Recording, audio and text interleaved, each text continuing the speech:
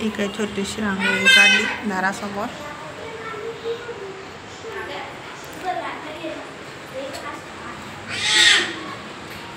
संध्याकाळचा व्ह्यू बघा किती छान दिसतोय.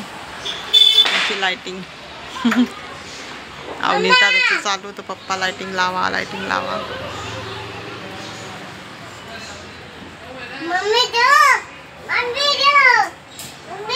हो ना बेटू, हो हो.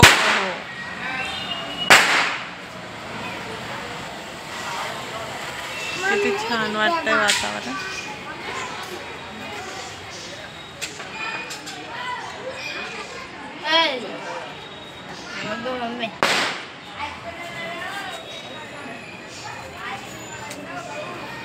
हात नको लावू पिऊ.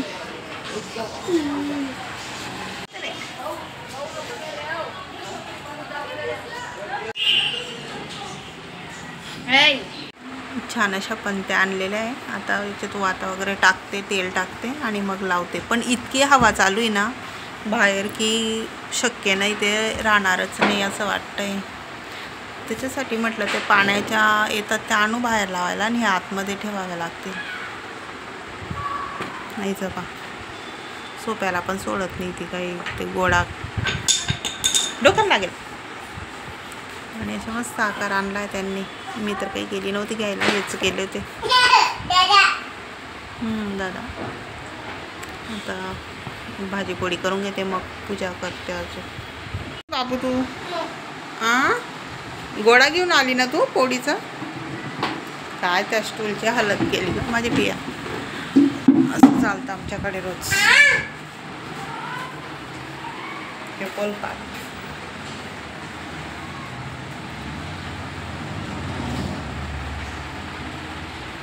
ते माझं चालू आहे. आता पोळ्या करून घेते म्हटलं लवकर, म्हणजे धनत्रयोदशीची पूजा मांडायची ना, मग त्याच्यासाठी रेडी पण व्हायचं आहे. साडी वगैरे वेअर करायची. इकडे भेंडीची भाजी हे मला हेल्प करत आहे, कारण की आम्हाला पूजाला वेळ लागेल म्हणून म्हटलं लवकर करून घेऊया. आणि सकाळसाठी मी इडलींचं डाळ तांदूळ भिजायला टाकलेलं आहे. बरं वाटतंय का आता? हो बरं वाटतं ना. सर्दी होऊन गेली अचानकच. काल आईस्क्रीम खाल्ली त्यांनी, त्याच्यामुळे त्यांना सर्दी झाली. चला मंडळी, भेटते तुम्हाला. Stay tune. मम्मी रेडी क्या होशील पूजासाठी? आता करते ना बेटा, म्हणून म्हटलं आधी स्वयंपाक करून घेते आणि मग पूजेची तयारी करते.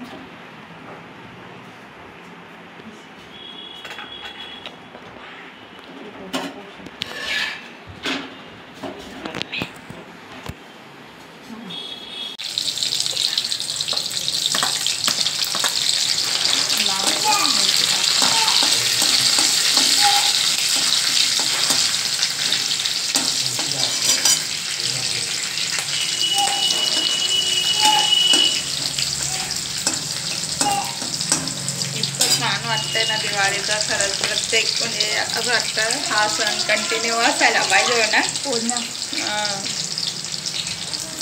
फटाके फोडायचे का मग?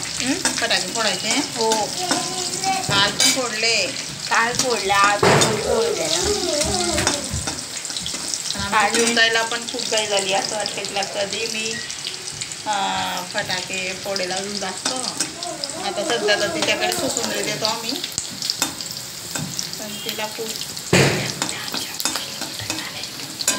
हो अजून आम्ही दादाचे बाकी फटाके आणायचे. हे छोटे मोठे इथून स्टॉप जवळूनच आणतोय.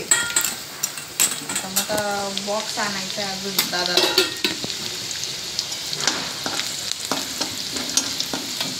आम्ही लहान होतो त्यावेळेस तर 1-2 बॉक्स पण भेटला तरी आम्ही खुश राहायचो. आम्हाला इतकं भेटतं तरी पण त्यांचं कमी होतं अजून.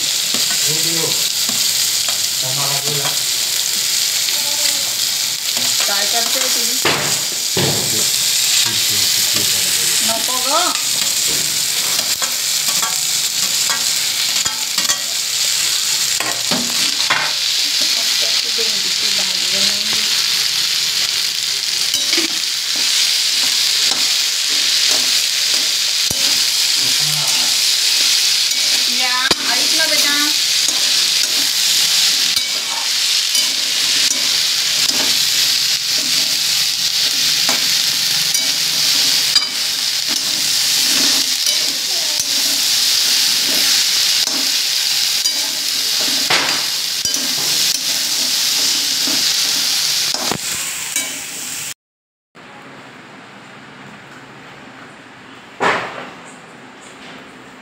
अशी छान अशी रेडी झाली मी आता पूजेसाठी.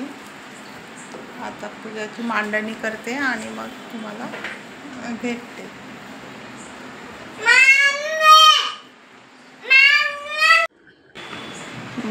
हाय हॅलो नमस्कार. तर आजचा ब्लॉग तर मी अशी हेअरस्टाईल केलेली होती जी मधून भाग पाडून आणि थोडं तेल लावल्यामुळे थोडं चिपूच होतं. पण अंशला पण आणि त्याच्या पप्पांना पण काही आवडत नव्हतं. म्हणे मम्मी काही एवढी खास दिसत नाही, जशी रेग्युलर करते तसंच कर गं. म्हटलं जाऊ दे चला. मग चेंज केली आणि मग ती नवीन हेअरस्टाईल म्हणजे सिंपल अशी रेडी झाली. मग इकडे पूजा करायला घेतला आणि पूजा अचानक यांना सर्दी झालेलीच होती. पण मग जसं वेळ जात होता तसं जास्त त्यांना त्रास होत होता. मग जाऊ द्या, त्यांनी गोळ्या घेतल्या आणि ते म्हणे मला पटकन जेवायला ते. जेवण केलं आणि झोपून गेले 7 वाजेशी. मग मी नंतर म्हटलं जाऊ द्या, आता कसं आजारपणाचा किंवा दुखणं आपल्या हातात नसतं आणि त्याच्यात काय त्यांना बळजबरी करायची. त्यांना म्हटलं तुम्ही झोपा, मी करते पूजा. आणि कसं तब्येतीचं काही सांगता येत नाही. सकाळपासून चांगलं होते पण अचानकच जास्त त्रास व्हायला लागला. म्हणून म्हटलं मग मीच माझी सिंपल अशी तयारी केली. बत्ताशे आणलेले ते गॅस ओट्यावरच राहून गेले माझ्याकडनं. ते पण ठेवायची आठवण नाही राहिली. पण जाऊ दे म्हटलं, देवाला सांगितलं मी, म्हटलं चल माझ्याकडनं जसं होतं मी तसं करते.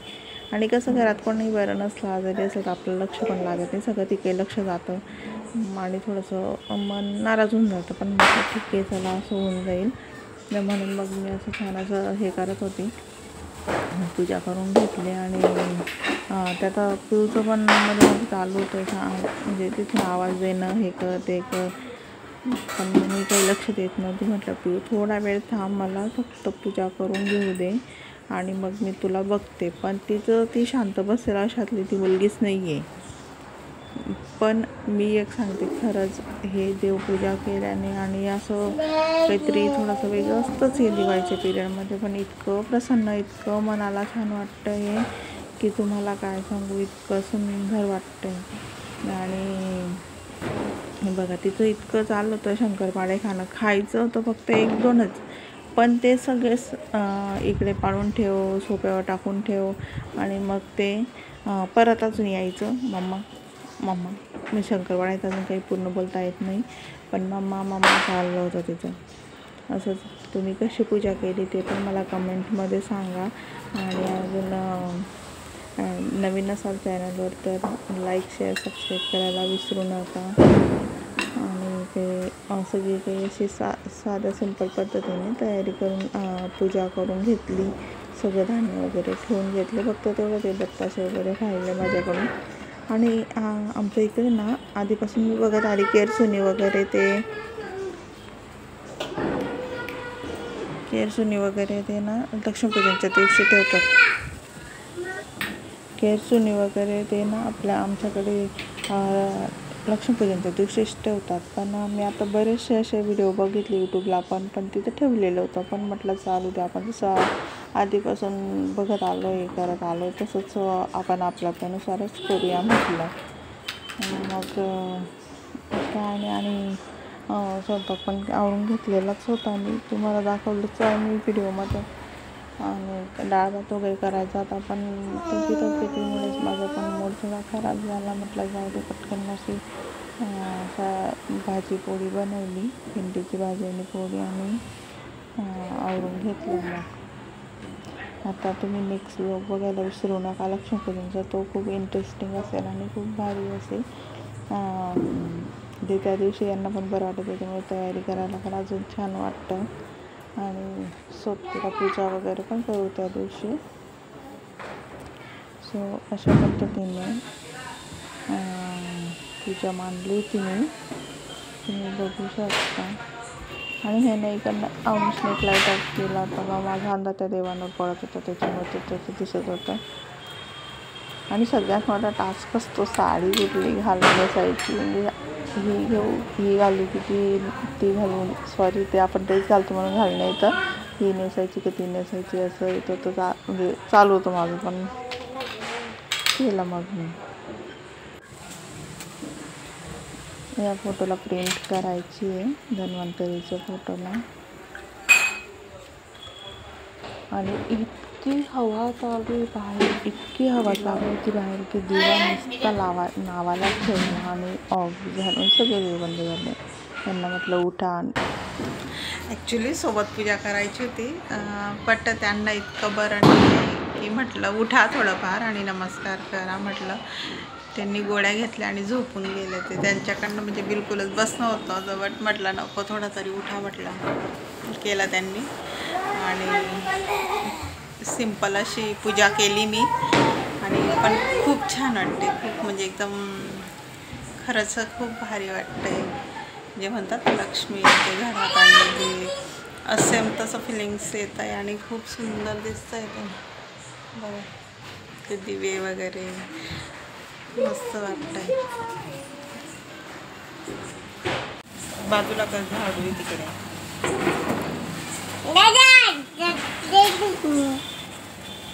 काय करतोय दादा? बघ दादा कसा एन्जॉय करतो. पिऊ पण करते त्याच्यासोबत. काय करतोय दादा? इकडे बघ. ए पिल्लू, पिया